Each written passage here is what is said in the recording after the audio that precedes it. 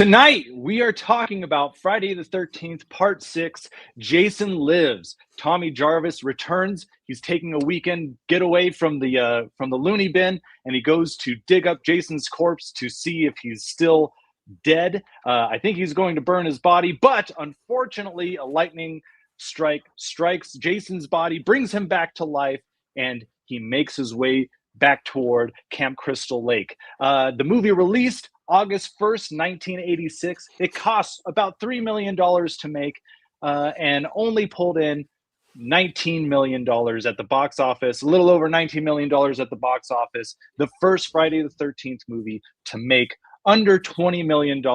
But even though it wasn't a hit at the box office, it has been a hit with fans. It is probably my favorite Friday the 13th movie. Chris? That's probably my favorite too. Yeah. All right. Yeah. All right.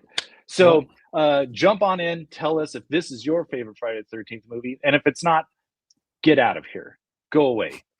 No, please stay and join in the conversation with us. I'm Darby Ellis Lewis Wilson. This is Chris Anonymous. We are Compelled by Schlock, a show where we talk about schlocky movies, scary movies, weird movies, B movies. And we're going to continue our ongoing series of the Friday the 13th series. We're not on Friday the 13th right now.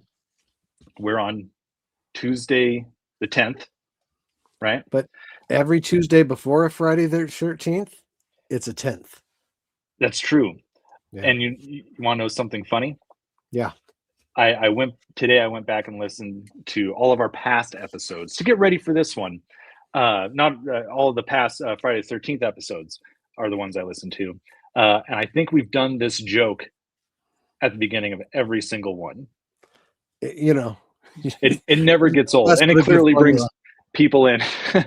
But so after Friday the 13th, there is a Saturday the 14th. This month, that would mean Valentine's Day. And Chris, you were telling me just before the show that you have a very interesting non-Valentine's Day tradition.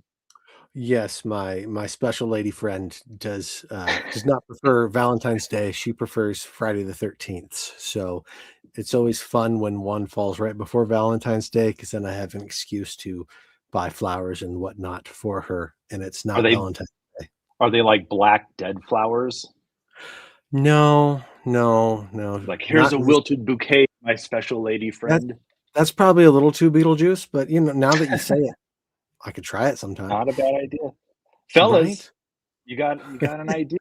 It doesn't always line up that there's a Friday the 13th before Valentine's Day, so you could do something special and spectacular this year. Stay tuned for more tips with your special lady friends. But before you do that, make sure you look in the description of this video of this podcast and join our newsletter. We got a newsletter out. Yeah. We just put out the very first edition last month. There's some hiccups.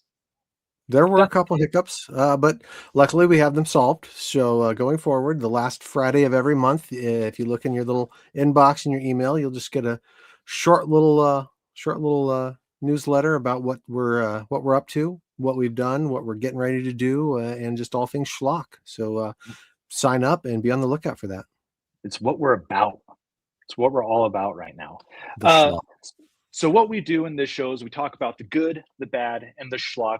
Things we like, things we didn't like about these movies. And then we also talk about themes, ideas, do some breakdowns of this movie. That's in our schlock section. It's just kind of a big catch-all. But before we do all of that, we like to talk about who's in these movies, who made them. So Jason Lives. Let's get into the web of schlock.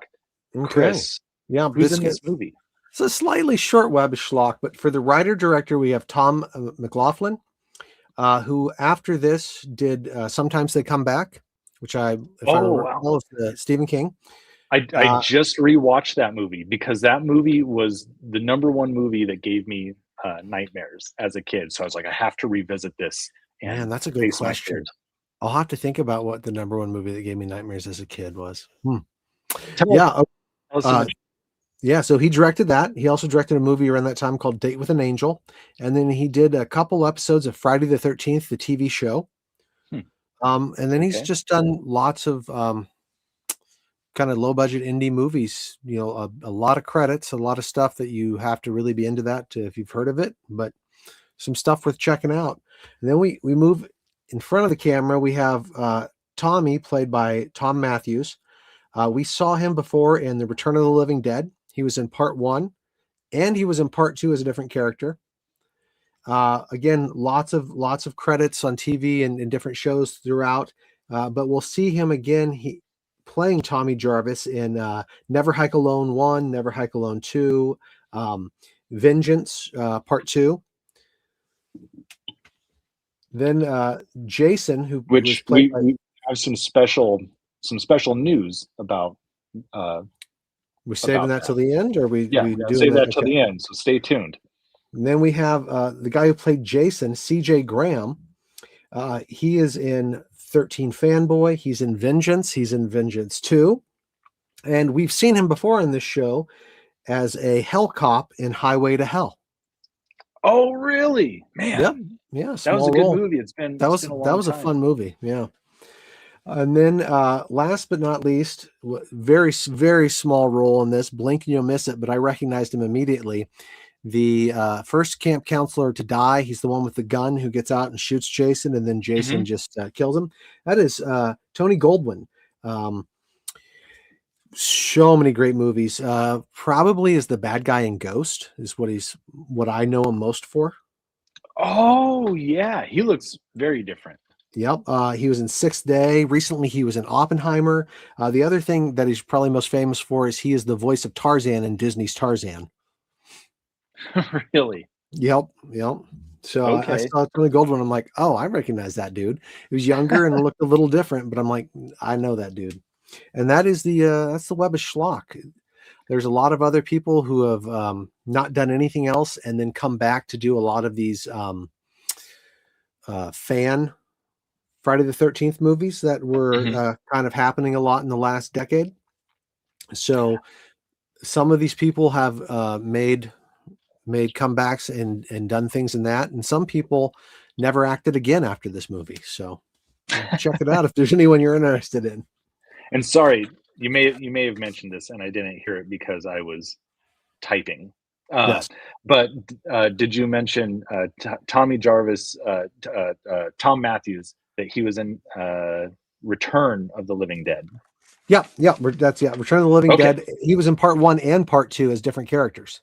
Oh, is he in part 2? Yeah. We really need to get back to that whole zombie series. Yeah, thing. maybe later this year we can have like a zombie month or something. Ooh, zombie fun. I like it. I like it. Awesome. Well, yeah, and another one I want to throw out there. This is actually what I was looking up and typing. Back again. I think he's been in every single Friday the 13th movie so far. Harry Manfredini. Oh, holding down the awesome music score. Holding down the awesome music score. Although he had a little help from a famous rocker on this one. Oh, who's that? Oh, there's two. Sorry.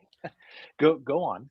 Yeah, so I mean, he didn't have help with the score. It's Manfredini by himself, but there were several Alice Cooper songs in this film, and the theme song for the film during the end credits is an Alice Cooper song written specifically for this movie, and man, it is the cherry on top of this movie. I love that song. For the first time I heard it back in the day, I think I just put it on repeat for like a day. Like this is so good. Have you seen the music video for it? I have. Yeah. Yep. Good stuff. Oh, we got John GS5, I think, in the chat says Jason is the greatest zombie ever. And yes, I wanna dig that apart here a little bit once we get into the schlock about zombie Jason. Is he a zombie? And we got Maniac Clown in the chat as well. Maniac Thank Clown. you for joining us, talking about The Revenant. Man, we're gonna get there. Yeah, so this is nice. I like this in the chat. Is he a glad zombie? you're here. Is he not a zombie? Maniac, I'm glad you're here because you are kind of our fact checker, unofficial fact checker. So I appreciate your presence once we inevitably get something wrong. But yeah, Alice Cooper in this, I meant to bring him Yes, up, Megan. and when you said a famous rocker, because I just looked this up, the theme that Harry Manfredini uses for Jason throughout is the same theme that you hear in The Shining, hear it in a lot of movies.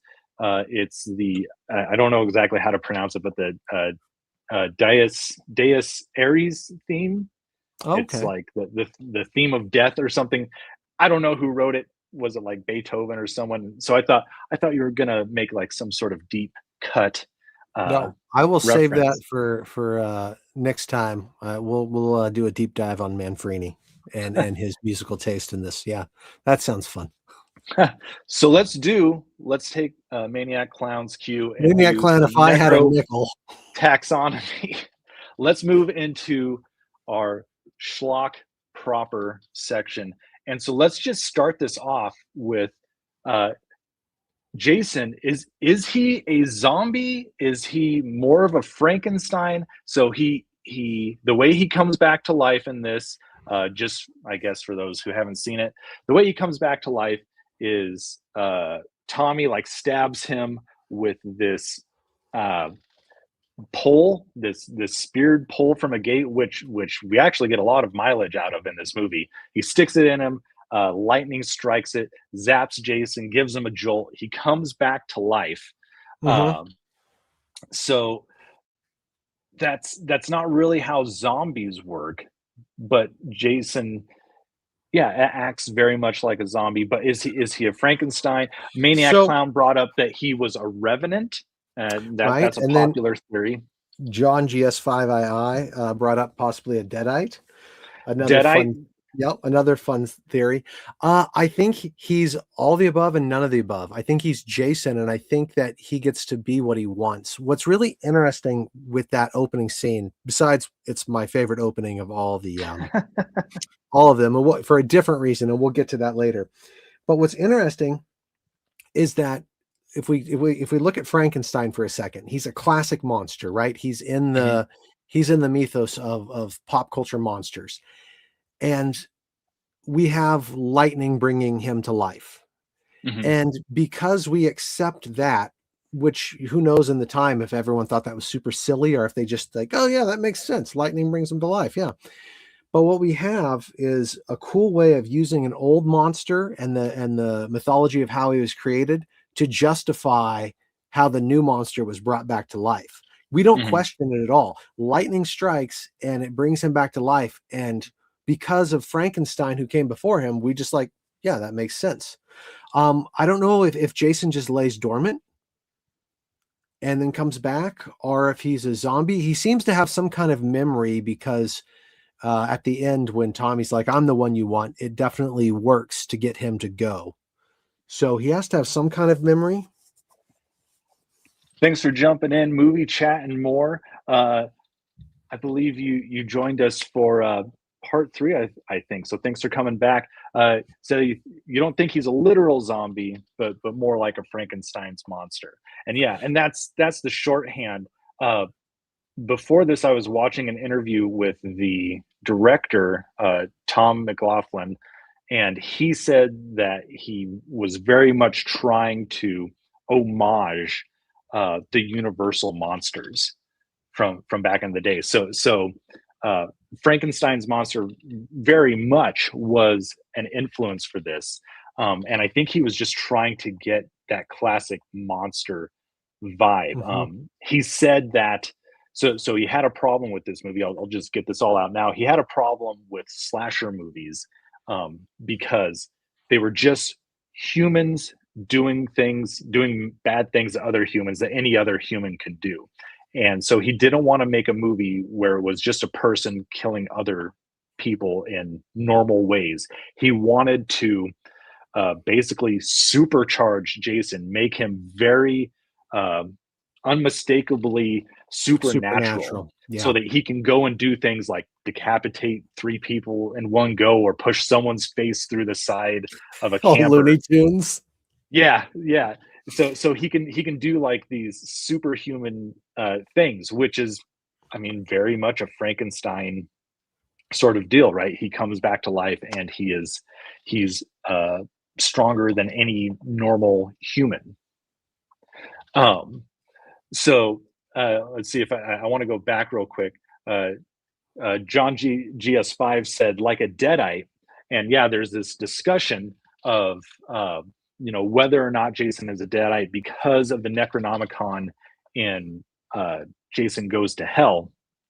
And this has been a long-standing theory of mine that no, he is not a deadite proper, because deadites are just basically demons that are possessing human bodies, whereas Jason is still Jason. He's just been resurrected through a ancient Kandarian burial rite or resurrection rite that was within the Necronomicon. So he has some sort of eternal living spirit that will always come back to life. And I have some more ideas about this that I want to maybe get into a little bit later. I mean, I think everyone in the chat's making really good points, but I think it comes down to Jason is Jason, and he gets the best of all the worlds. There are aspects that are very zombie-like and very Frankenstein's monster and very deadite. In fact, there's a lot of Raimi in this with the old school kind of slapstick and humor. There's Revenant. There's a little bit of everything from undead mythology, but because he's Jason and because this is part 6, he really gets to pick and choose and make his own little kind of smorgasbord of what he wants. Yeah. So what I want to get to, we're kind of already there. Yep. I wanted to ease into this like a bath, but I think this movie, a bloodbath. I think this movie actually gives us some hints as to what Jason actually is in some way. Maybe not. This is just something that I saw and caught my eye.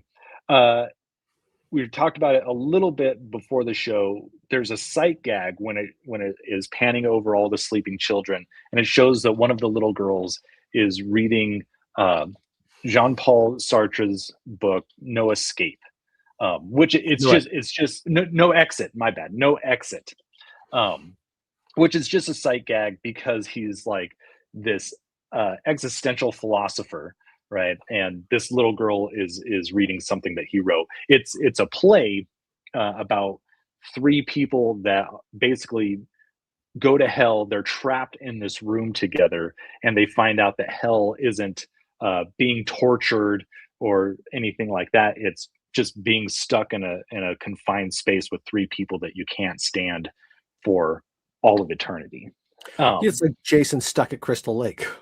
So, I think that there's maybe 2 theories to go on here. One is, is Jason, is he kind of in his own hell where the place that he's confined to, in a sense, is Crystal Lake? Like he has to always return. He's driven to always return to this territory, and there's just always these damn teenagers having sex. And he's got to go and get rid of them, right? That's his middle-aged business people playing paintball. Playing probably paintball, worse. Yeah. Or let me throw this out at you. I just got a huge cramp in my leg, and I feel like I'm going to die. So give me a second to work through this. Jean-Paul, sorry, I'm actually a mess today. I please forgive me, everybody. But like I said, Jean-Paul Sartre is an existentialist philosopher, and I don't know if I'm getting it exactly right, but he coined a phrase something like essence precedes meaning, or essence precedes purpose, meaning that we exist prior to having a purpose, right? We like to think that God has a purpose for us, right? We were born for a reason. We came into existence for a reason. Whereas existential philosophy is kind of thing that like, well, no, actually first you exist and then you have to create meaning after you exist. You have to create meaning for yourself in some way. And so my question is, Jason, is this what he's doing? He is this kid who drowned in the lake. His spirit has come back in some way, his essence, and the meaning that he has created for himself is that he is perhaps a revenant, perhaps the groundskeeper of Crystal Lake, right? Trying to think of a better word, not groundskeeper, but he goes and regulates this place. He keeps A people away. regulator. He's a regulator. Yeah, he mounts up. He is the meaning that he's created for himself is that he is the death curse of Crystal Right. Lake. And so that is what keeps reanimating him and what allows him to survive and keep coming back. It's not that he has some sort of regenerative powers, which I mean, he kind of obviously does, but it's that he is just motivated by sheer force of will to continue to be here and kill anyone who gets into Crystal Lake. It's like a dragon guarding his treasure. Right. Like he's just going to do it eternally. Yeah. That's interesting. One thing I wanted to bring up, and it kind of ties into it, is part of me was like, Jason's dead at the beginning of this. Maybe he's dormant, but he's not. If Tommy hadn't dug him up, this movie wouldn't have happened. The other movies wouldn't have happened. Like, they got him. He's in the ground, and maybe something else would have brought him up. But this whole movie is Tommy's fault. He digs him up. He isn't able to go through with it because, again, maybe the fates intervene and have the lightning come down. It's a perfect storm, literally. But now that, and I was going to really dive into how, like, it's interesting that this whole movie is Tommy's fault, and then he's kind of absent protagonist, and we'll get into that. But what you're talking about made me think that Jason did such a good job of messing Tommy up that Tommy felt the need to dig him up and try and burn him, thereby allowing him to become Frankenstein resurrected. So did Jason, in a way, because he did such a good job of messing Tommy up, bring himself back to life in a roundabout way? Like, if you mess someone up enough that they're going to go dig up your corpse, and that's the only way you're going to be able to get reanimated, then you're good for you. And it's you coming back is probably at least partially your fault. Yeah, it's a really strange position to put your protagonist in.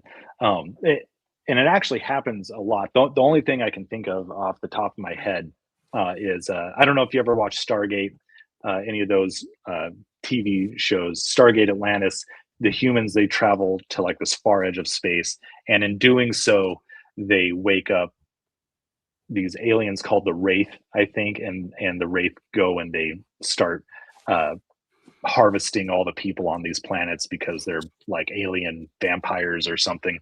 Anyway, it's basically all the humans' fault, and so this entire series unfolds of them trying to fix their mistake.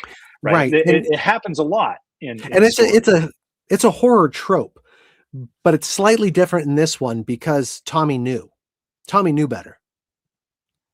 Well, is that like Tommy's sin, right? Usually it's something like you made a mistake, you did something that you shouldn't have done. Hubris. Yeah, and the hubris. Do you think like Tommy has the hubris in this? I think a little bit, but like, a lot of like movies are like, oh, you woke up the vampires next door because you were partying too loud, but you didn't know that there were vampires there. So yeah, it's technically your fault, but you didn't know, right? So tons of horror movies start that way. In fact, that's probably how the majority of horror movies start, is that you accidentally trigger an event. Yeah, but Tommy's he knew better than to go mess with Jason. Right. I just got to make sure he's dead. Do you? I mean, you just let sleeping dogs lie, bro. Yeah, right. For sure. So yeah, I do think that's part of it. I think it's all Tommy's fault in a way, and then he gets a lot of people killed. and he's in jail for most of it, and just, I mean, toward the end he totally steps up, that's for sure. But until then, you're just like, it's a weird act two. What else you got? Well, let me throw this up here from movie chat. He says, "What I find curious is most people call six the beginning of the MTV Jason, and yet, according to Tom, the director, I think that was the last thing he was going for." And I would have to agree with that. Yeah, I would Um, agree with that. it seems like he was really trying to go against the slasher tropes, like I said, with the way Jason kills, right? He's super powered. He's not just a regular slasher. He's a super slasher. I mean, he's Um, the James Bond of slashers. literally. Literally. I mean, that quintessentially sets the tone that this movie is unlike any other Friday the 13th. Mhm. I mean, Well, yeah. and unfortunately, right, it didn't bring in enough money. It was received very well. Fans loved this movie. It was received well, but it didn't bring in very much money. It we were definitely in a decline money wise, like diminishing Well, I returns for think this each is the one. first one that didn't open number one. I don't know about that, but what I I do thought know I read is that that somewhere. it opened the same weekend that Aliens opened. That's So if tough competition. yeah, one of the best movies ever made, pretty good slasher movie. Which one are you gonna go see? Another factoid I read about this, that who knows if it's true or not, but uh, Kevin Williamson, the guy who wrote Scream, said he was very much inspired by this movie. Hmm. Hmm. And I'm like, yeah, I can see that. I can see that level of self-awareness and or comedy and or horror. Yeah, yeah, it's definitely something that's starting to pick the genre apart. I mean, one of the best moments of this movie is when the caretaker is throwing the dirt back into the grave, and he turns and looks to the camera and says, "Some folks got a strange idea of entertainment." Right, like Yeah, it's addressing the audience. It's not. it's I think you could get away that he talks to himself, but it is a fourth wall break, and it's it fourth is like wall. Yeah, it's winking at the audience and saying we're all here to be entertained, yeah. You right? can see that this is the Deadpool for sure. Yeah, he's the Deadpool of this movie. Yeah, yeah, and that's Let's always a little fun thing. Go ahead. uh I said this Yes, is he should really have. all I have for Schlock. Okay. But I'm so glad that we got this chat going. Uh, Movie chat says all those books Tommy brought about the dead being alive. He should have read those before going to the grave with Hawes. And what I think is interesting is, well, one, looking at those books, it looks like did he just like buy those at a gas station? Right. Did he go to the library and get those, or was there a Barnes and Noble there? But apparently, all of those books are real books. They exist in real life. Just like the Um, Necronomicon. yeah, yes. Um, well, I think there is a Necronomicon, not that one though.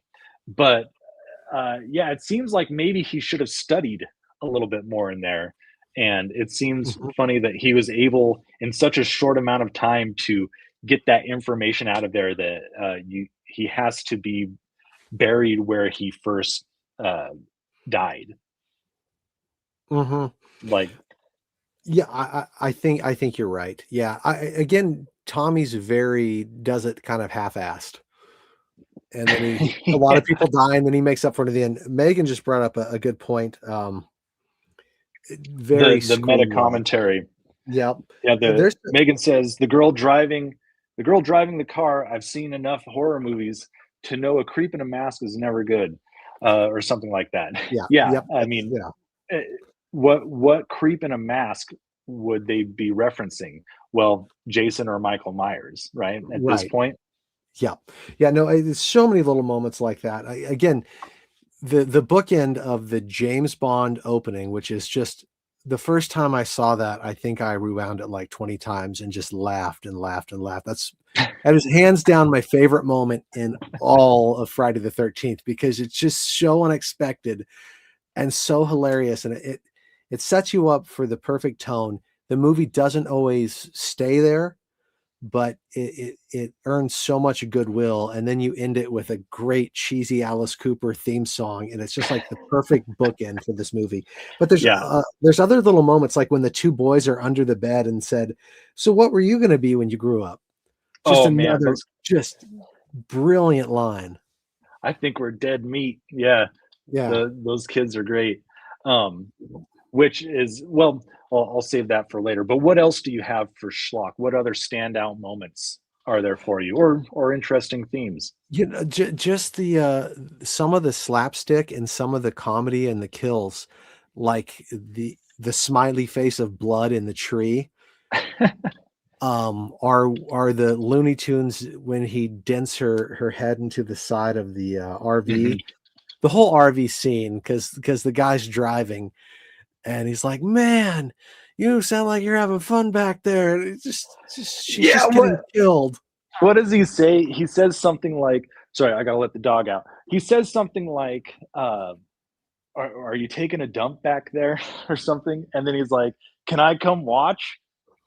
Yeah, it's just such a weird scene. Oh, small web of schlock. That guy, that character is played by an actor. That's John Travolta's nephew. I'm like, I oh, can see it. that's a fun little factoid. Yeah, that whole thing's just so funny. That's really all I have for schlock is just the nature of the beast. It's so some of the kills are so fun and funny. Some are a little generic, and there's some stuff in the bad, but Yeah. it's Well, just a short, fun ride. let me throw two more things out about Schlock. One, so they renamed the town to Evergreen, I believe, instead of Crystal Lake, because they're obviously trying to get rid of what happened, get rid of the memory of what happened. Um, and I guess it works really well because they treat Jason like he's some sort of folk legend. And we've sort Mhm. of talked about this before as it's a campfire tale. The Friday the 13th story is a campfire tale, but it Right. seems in this. Oh, thank you, movie chat. Forest Green is the name of the town. Um, they changed the name because they're trying to get rid of the memory. But like this really wasn't that long ago. I Yeah, mean, that's why, like, I'm like, what kind of spell are these teenagers under? Because they would have been kids when he was last alive. well, Like, it's and not like Tommy's. depending on Tommy, how old he's supposed to be in this, whether he's 18 or maybe in his early 20s, they're still him and his buddy. They imply that they are still in some sort of mental institution. In fact, they have the truck that they were driving around in the last movie. They're driving that around in this movie, um, but so he could still be 18. He's not 17 anymore, but it's only been a couple years, 1 year Right, at the very least, since there were these Jason Voorhees copycat murders, right. right? And then before that, it was like 5 or 6 years since Yeah, there because he was was like like, this what, 10 huge or week 11. long massacre. Exactly. So I'm like, yeah, I love the idea of the sheriff and everyone in the town, like, just, oh, it never happened. Oh, that's all urban legend. But I think for that to truly work, this would have had to take place at least 20 years before. Yeah, And it yeah, just I doesn't quite agree. work. And, you still, if you rename the town, you probably just shouldn't open that camp. You should just have a camp somewhere else. Yeah, yeah, I can't imagine. I don't know. People in the real world do very weird things, but I would think that you'd But never open that the camp again. theme of gaslighting all the kids in a town is a really cool horror trope, and I wish it would have explored it a little bit more. Yeah. I Yeah. wish maybe not just the sheriff would have thought Tommy was guilty. I wish maybe some of the other people, or maybe they would have started turning on each other. Like when certain people started dying, there's just a lot of cool ways you could take that. And it was a Mhm. cool idea that was underutilized. So one other thing I want to get to is, and this is part of sort of gaslighting the town, is to like, this is just a legend, right? This is Hmm. just a folk horror. Um, uh, the camp counselors, they're playing card games and they start to say, want to play Camp Blood? And I can't remember the girls' names, but she starts saying this game of, okay, Jason is the Jack of Spades or whatever, and Yeah, cut we're him into we're the the deck. queens, and she starts laying out this game, and I'm like, yeah, what's this game? And you and I, we're both pretty avid gamers, tabletop gamers, I guess. I would love to play this card game, and I would love to know if someone has ever completed the rules Right? to that you could use with just like a regular 52 card deck. Yeah, we should look into that. Let's do Where it. Camp Blood. So they mention it there, and then at the end when he's underwater and you see the Camp Crystal Lake sign, and then it's crossed out and blood's written there. Mhm.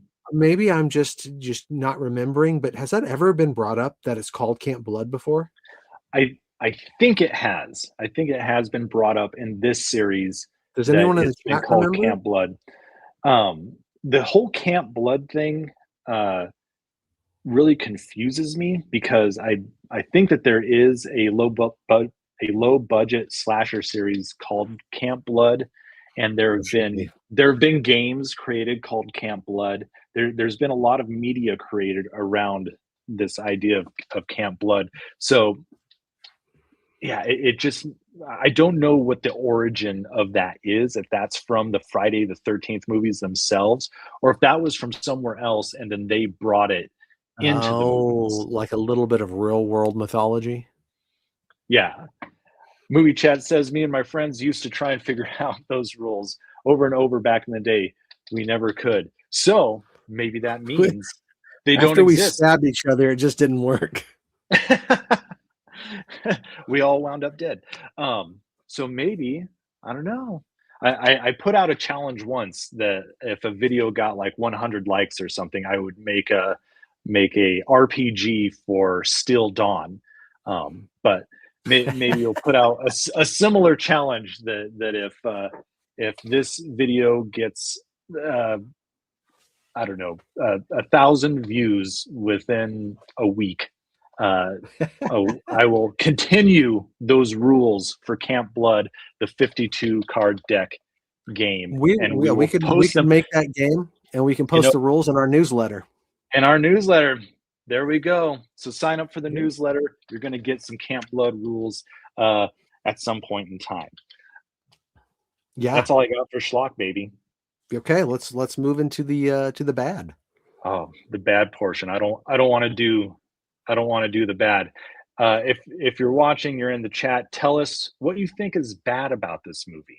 Yeah. Chris, what do you think is bad about this movie? Okay, so grain of salt, I really like this movie a lot. So the bad is kind of like, yeah, it's bad, but I forgive it. Um, it tonally shifts a lot, and I really like Mhm. the beginning and the end, and some places in between, but some places it's a little off, and I think it could have been smoother. I don't know if that was in the edit or the writing, or I know they had to go back. They were afraid it was going to be a PG-13, so they went back to add more gore. So I don't know if Mhm. some of the scenes they cut in were just kind of felt off, but it tonally shifts in a way that is not there's no through line tonally, and this is the perfect movie to have that, because it's Mhm. set with that crazy James Bond opening, which I'm just going to go back to because it's my favorite thing. It sets you up for the perfect movie, and this movie is great, and it's my favorite Friday the 13th, but it's not a perfect movie by any stretch of the imagination.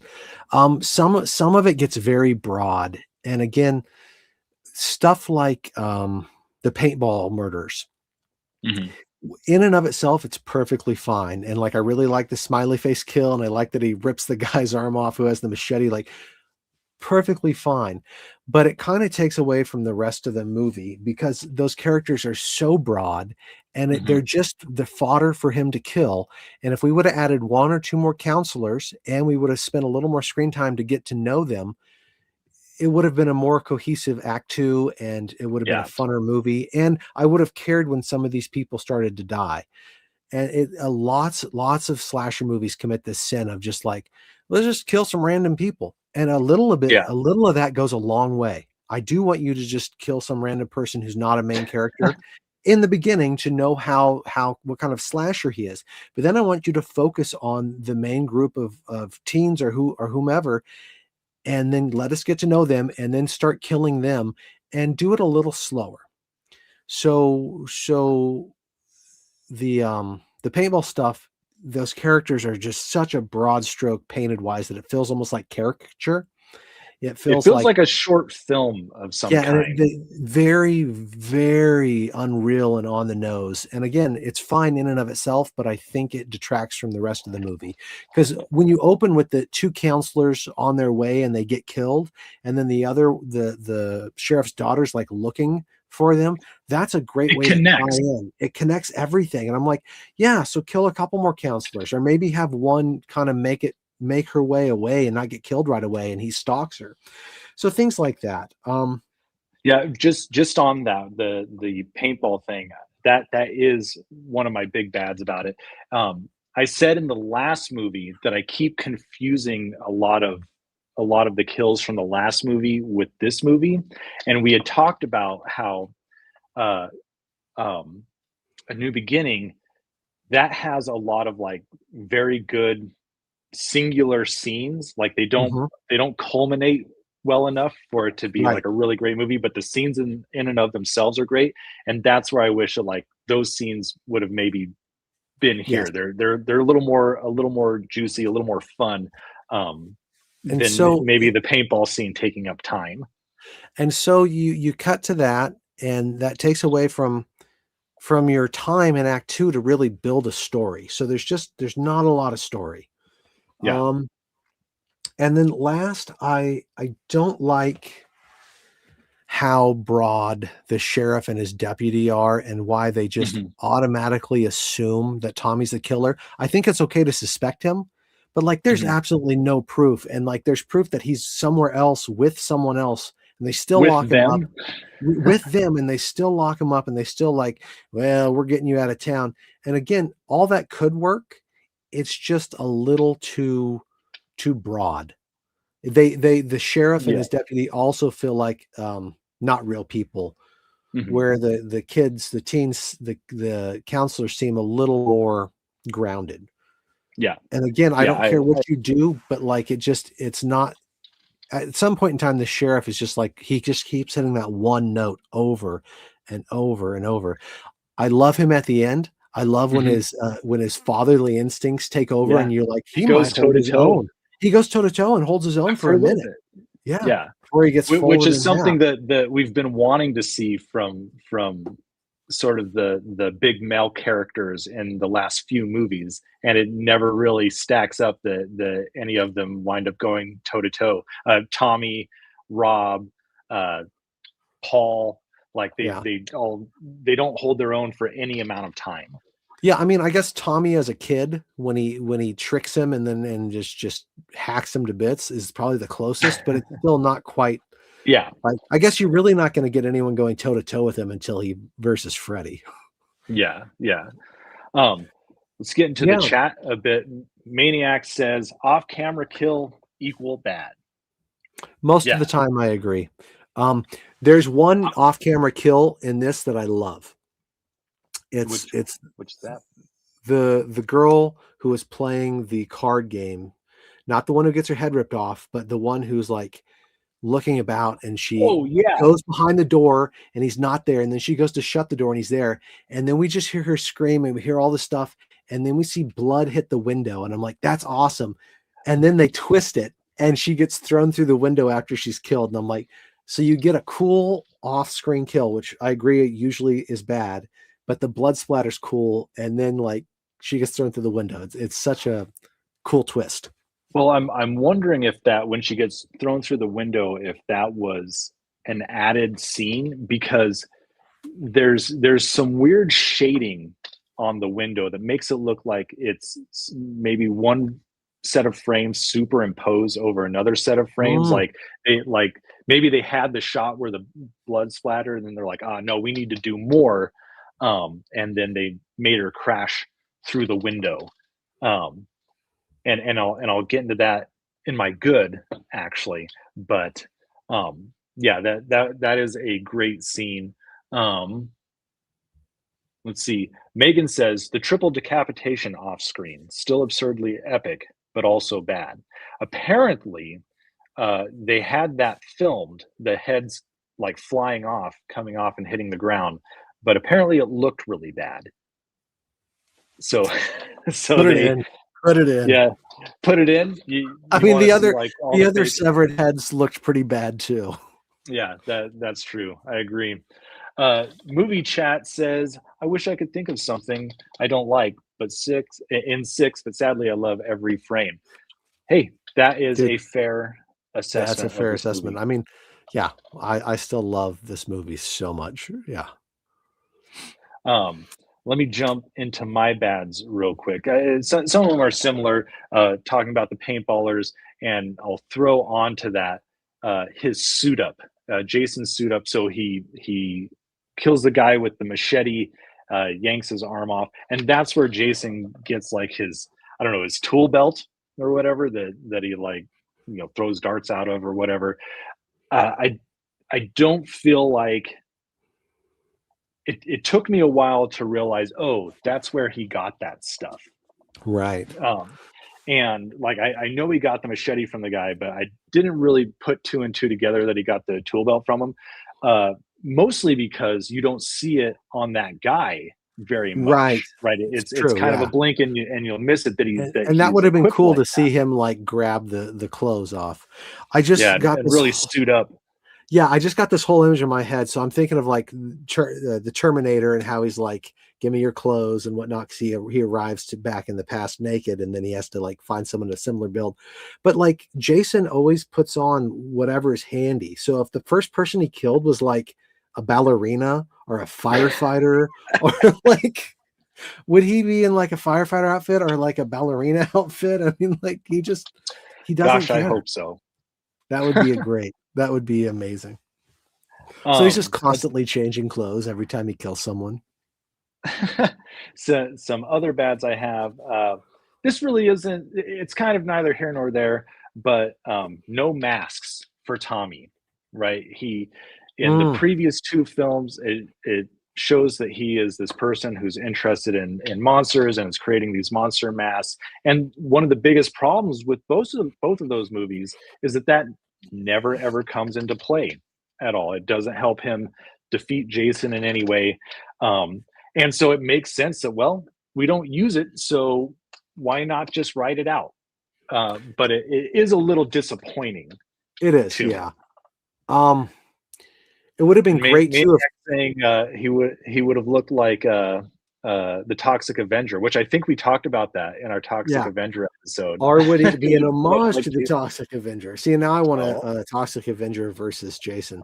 Um, that would be cool. you know what would have been great is the cult death books that he got. If there would have been some kind of like mask in there that he could have created that had some kind of power. Oh man, that would have been awesome. So like it would have That would like have been gave him awesome. like enough like strength. Like, yeah, that's interesting. Yeah, Yeah, that is throughout totally the whole different movie. series. Yeah, the whole series has been sorely missing Tommy's skills as a um, special effects kind of guy Hmm. because he Yeah, was into the yeah, I monster agree. horror movies. Yeah. All right, what else you got for Um, me? Uh, the time frame that this happens in, there's a point in time where uh, I can't remember who, these people get killed, and then Megan says, but Tommy was with me the entire time. But like these things, like obviously, I mean, I guess they could like cut between them because it was happening, it was theoretically happening around the time that they're doing like the car chase. Mhm. but not only are they not intercut with each other, but they are very spread out within the movie, which would imply a long passage of time, uh, which Right. it makes it a little hard to buy. Like, it would have made more sense if the deputy had said something like, "But sheriff, he was with us all day," Yeah. or something along those lines. Mhm. That's a little nitpick on that, and to kind of piggyback off of that, the distance that Jason travels to get where he is, like there's, Speed uh, walks. yeah, like they find well, they find the counselors that were in the Volkswagen, and then just like a few yards off, they find one of the paintballers, Mhm. right? So it's like either he's like traveling this long distance to get to Camp Crystal Lake, or everything is just all right there, and he is just staying within like a football field's worth of forest. That's what I think it was. You know, another thing that would have been interesting that could have made this a little stronger in Act Two is when the sheriff calls. We don't hear the phone call, but he implies that he called the mental hospital where they escaped from, or where they checked themselves out from, or whatever. Yeah. And you know, you could have had something like, "Well, Tommy was with you. That's true, but two people broke out." Right, Yes. because 2 people did, and you have no Mhm. idea where the other guy is, because he was reburied by the groundskeeper, and no one knows that. So you Yeah. could totally think that there were 2 killers. You could do a whole Scream thing here. Yeah. Like, "Yeah, where's your Absolutely. friend at?" "My friend's dead. He's buried. He's gone." Well, and then Or that is would he give out them killing? a better reason to think that he's maybe the killer, right? Yeah, like, "Oh, you're That doing it he killed together. his buddy. You and Yeah. your friend are obsessed with Jason, and you decided to scare up the town and start killing people." So I think that's another thing that could have been used. But again, it's really hard to see these things until the movie comes together. So you Yeah. really can't fault a movie for Absolutely. like, here's something that you should have connected. Well, yeah, but how are we supposed to know that till we see the film? And a lot, just the hindsight makes things so much easier. Yeah. Movie chat, we gave him some time to think of a bad, and he says, "I guess it's more of a part 7 problem, but in 7, it's called Crystal Lake again." So, yeah, that's pretty odd. That's kind of like, "Hey, you didn't check up on the last movie," but maybe after the events of part 6, they're like, "Screw it. It's just gonna be Crystal Lake." Right. Are the other thing is that each movie is kind of its own multiverse, Yeah, potentially. potentially. My last bad, and then we'll get moved on. Uh, how many red flags do you think went up around Megan?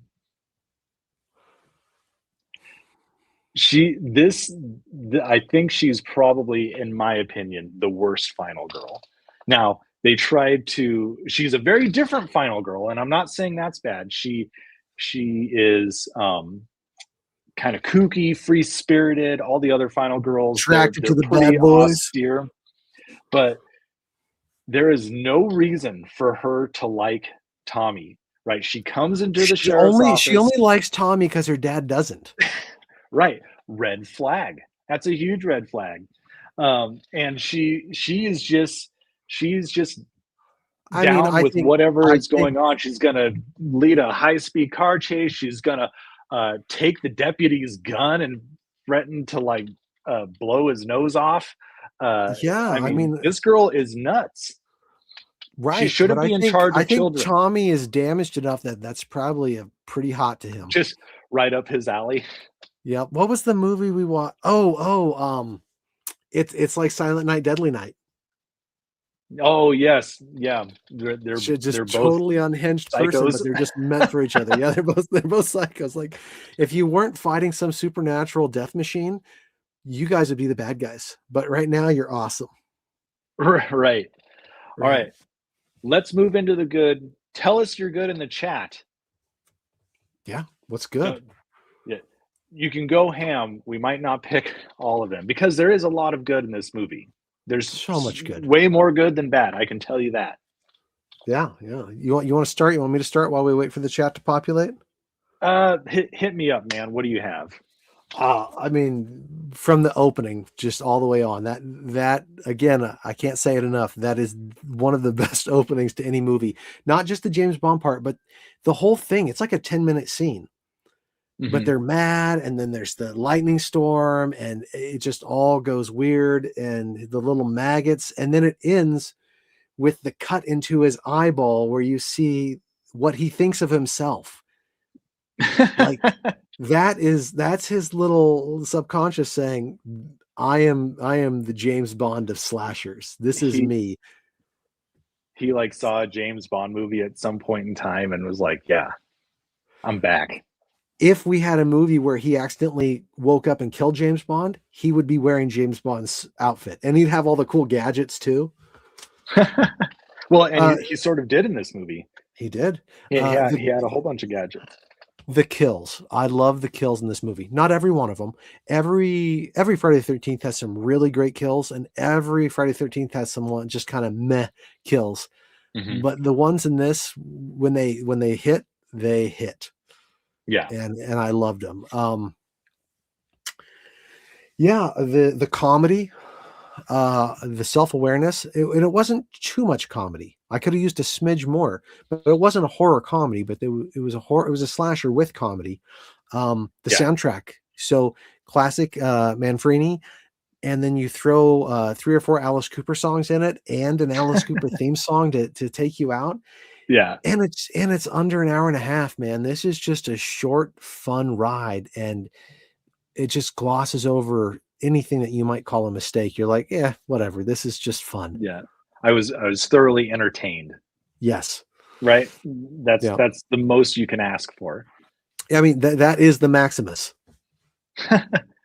Movie chat is saying, I know we're all supposed to say Jenny, but even Megan is my favorite Friday girl. Uh, Interesting. so that's a little bit into contrast of what I was saying, but hey, man, everyone can have their faves. There's a lot of them to choose from. There's no So wrong way to eat a and Reese's. there's no wrong way. And I do like what they were doing with her, right? Like I said, all these other final girls, they're very austere, right? They are they're the straight man for the story in many ways. Hmm. They're not the ones partying or whatever. And she's just kind of a free spirit. Well, I mean, ever since they introduced Tommy, the final girl wasn't as much the final girl. I mean, she was Right. still there, but it was a two-hander, so the rules kind of changed. Yeah. Yeah, absolutely. Um, Let me run through some of my goods here. Uh, One, likable characters.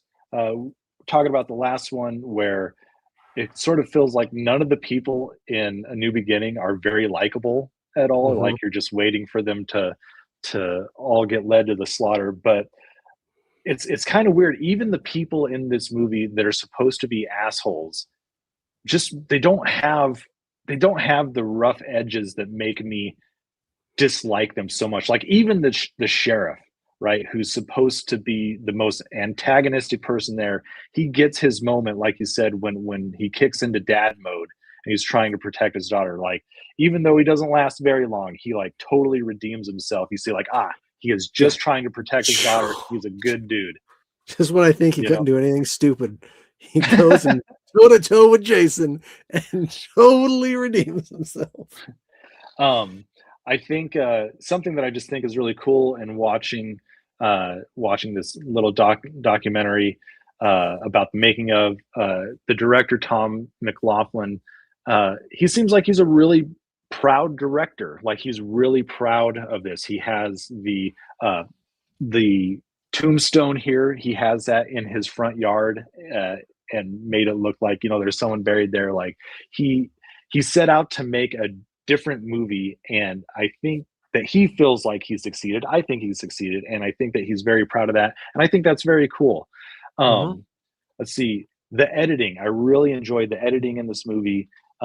There are very cool connections between scenes, So like when Jason pulls, The I don't transitions know are what it is, if great. it's a drill bit or a dart or whatever, and he darts the cop, Mhm. and then the next shot is the Dartboard.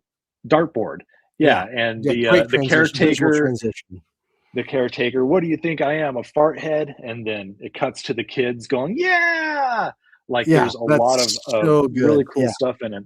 And so there's one that's interesting. When I was talking about we were talking about earlier, the gal that gets thrown through the window, and why I think that was added in. Uh, Also, not just because of the superimposed film, but Mhm. because before she gets thrown through the window, we see the blood splatter on the window. Then she gets thrown out of the window. Then the cut to the next scene is the deputy smashing the bug on Oh, the yeah. piece of paper. And so I think that was supposed to be the transition. It's supposed to be the blood splatter on the window and And then then the straight splatter into of the the bug. smashing the bug. Like, because you see it Yeah, all over this movie. And they've done dude, that that's in these other movies, but that's a really very good prominent point. Yeah. Yeah, what else you got? Yeah, that's a really here. good point. um, uh, we get undead Jason. The kids are great. Love the humor. Um, let's see.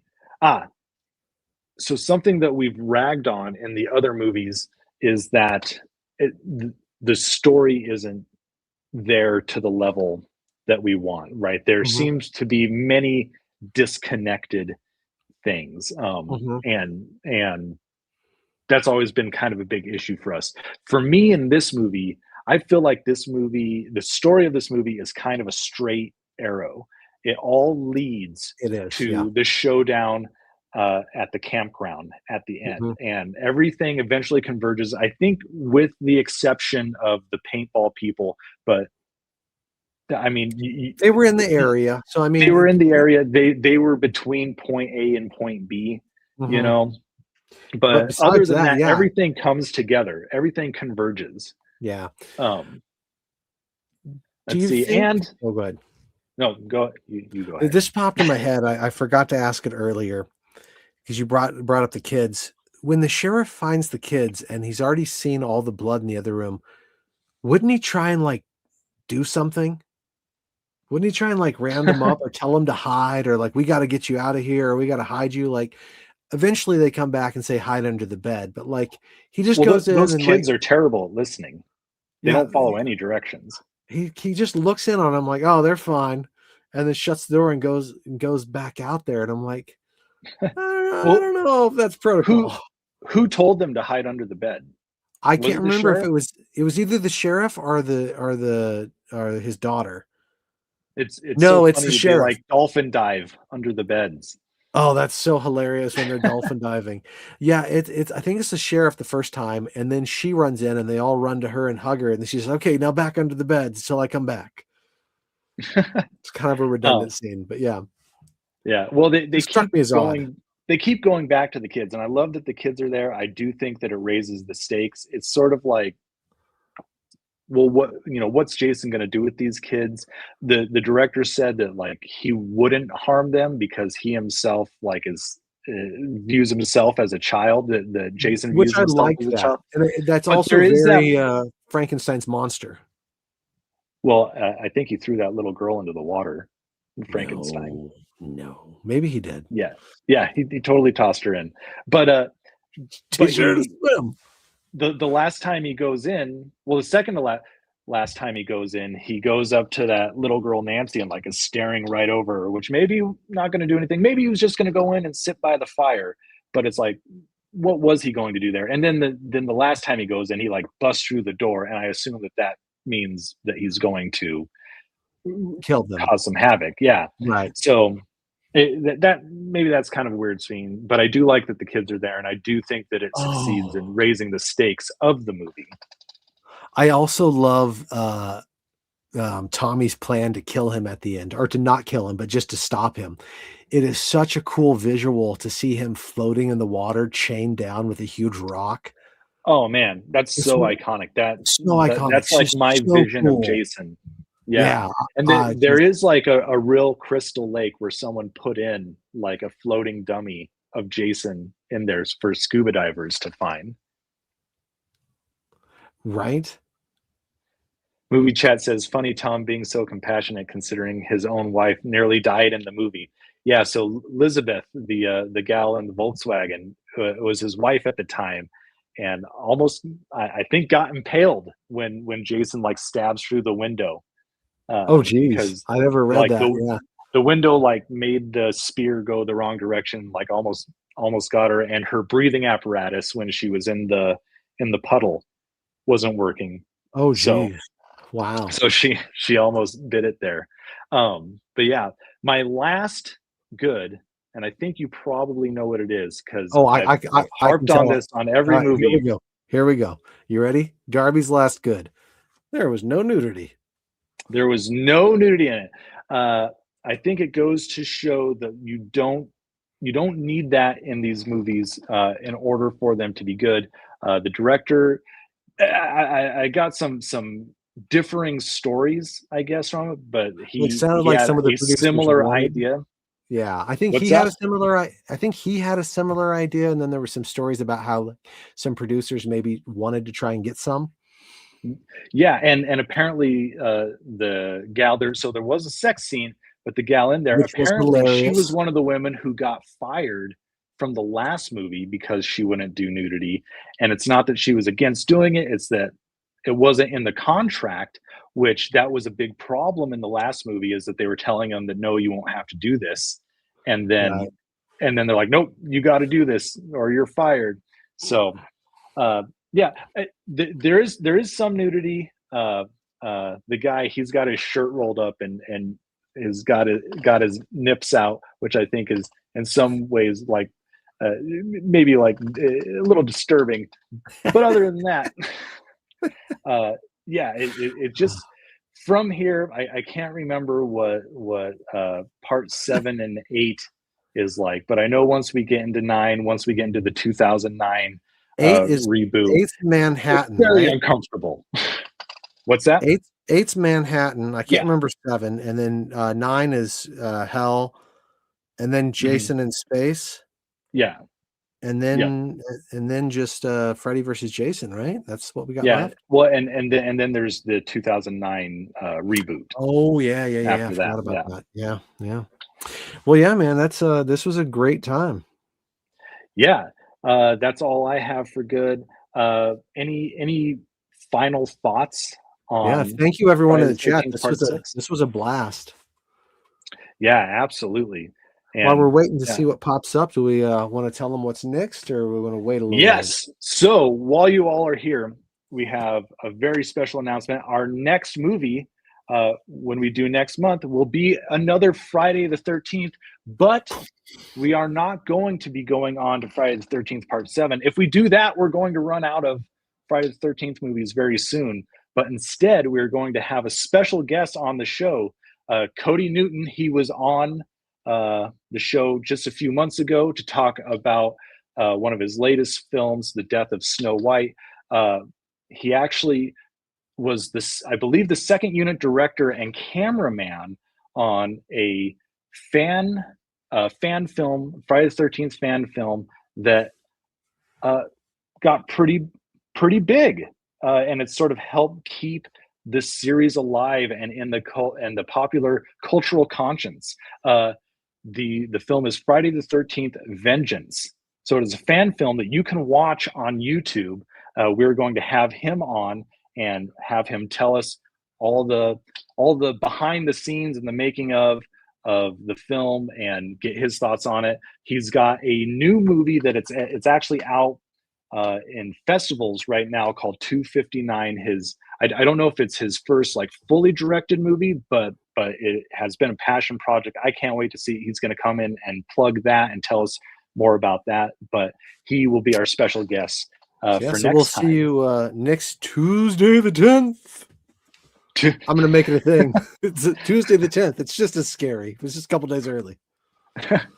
Awesome. Well, thank you again, everybody in the chat. Thank you for joining us. This was the best so much. Friday the 13th ever. Join us next Tuesday the 10th for Friday the 13th Vengeance. I'm Darby Ellis Lewis Wilson. Below me is Chris Anonymous. Hey, if you haven't subscribed to the channel or rated us on the iTunes podcast, make sure you go do that. We will see you guys next time. Schlock on, everybody. Schlock on, everybody. Bye. Bye. Schlock, schlock, schlock, schlock, schlock, schlock. Schlock, schlock, schlockity schlock. Schlock, schlock, schlock, schlock, schlock. Schlock, schlocky, schlock, schlock. Schlock. Schlock, schlocky, schlock, schlock.